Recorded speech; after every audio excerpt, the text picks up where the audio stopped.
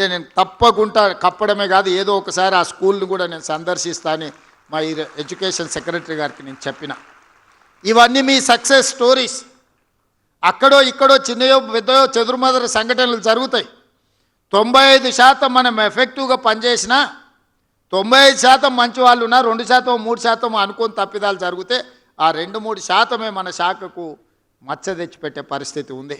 చాలామంది నాకు సూచన చేసిరు, most controversial subject education department, నువ్వు ఆ శాఖ ఎవరికన్నా ఇచ్చేసి అన్న వేరేది ఏదన్నా తీసుకో అని. నేను చెప్పిన లేదు ఈ శాఖ నా దగ్గరనే పెట్టుకుంటా, కాంట్రవర్సీ అయినా పర్వాలేదు ఏదో తేల్చుదామని నేను డిసైడ్ అయినా.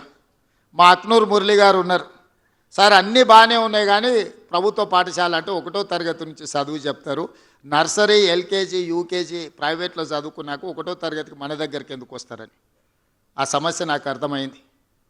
అందుకే ఆలోచన చేసి మా ఎడ్యుకేషన్ కమిషన్, ఇంతవరకు ఎప్పుడు ఎడ్యుకేషన్ కమిషన్ లేదు తెలంగాణకి, first time education commission appoint చేసి ఇష్యూస్ని అడ్రస్ చేయడమే కాకుండా అక్నూరు మురళి గారు చేసిన సూచనల మేరకు ఈరోజు నర్సరీ ఎల్కేజీ యూకేజీ కూడా మనం తీసుకొని పేదలకు చదువు చెప్పాలి అన్న ఆలోచన ఈరోజు చేస్తున్నాం.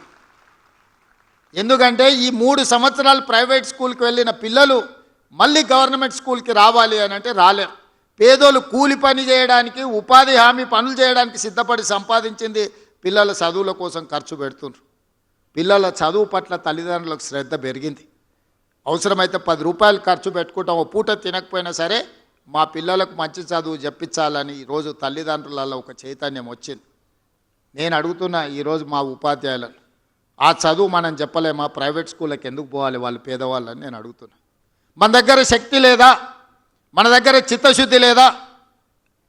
ఈ ప్రభుత్వం మీరు అడిగితే ఇవ్వంది ఏమైనా ఉందా? అందుకే ఈరోజు ఈ వేదిక మీద నుంచి ఉపాధ్యాయులకు అందరికీ నా విజ్ఞప్తి ఒకటే, మనం ప్రతిన బూనుదాం. ప్రైవేట్ స్కూళ్ళ కంటే కార్పొరేట్ కాలేజీల కంటే నాణ్యమైన విద్యను పేదలకు అందిద్దాం. విద్య ఒక్కటే తలరాతను మారుస్తుంది. ఇవాళ పంచడానికి భూములు లేవు.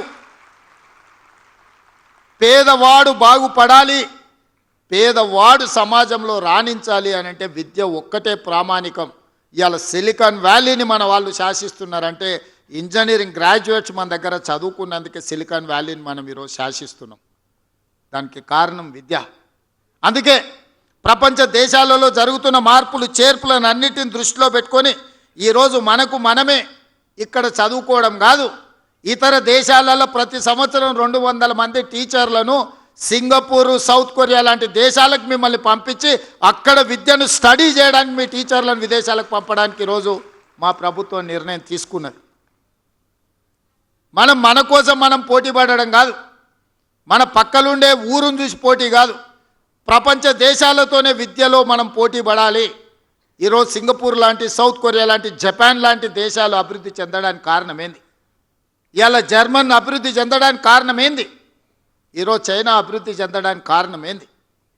అక్కడున్న విద్యార్థులకు నాణ్యమైన విద్యను అందించడమే కాకుండా ఒక పట్టుదలను నేర్పడం వల్ల ఆయా దేశాలు ప్రపంచంలో వేగంగా అభివృద్ధి పదం వైపు నడుస్తున్నాయి.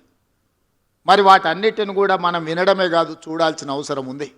అందుకే 1,20,000 మంది టీచర్లు ఈరోజు తెలంగాణ రాష్ట్రంలో ఉన్నారు. ఇందులోకి వెళ్ళి ప్రతి సంవత్సరం ఒక 200 మంది టీచర్లను ఇనీషియల్గా ఇతర దేశాలకు పంపించి అక్కడున్న పరిస్థితులను మీరు స్టడీ చేసి ఒక అవగాహనతోనే వెనక్కి రావాల్సిన అవసరం ఉంది.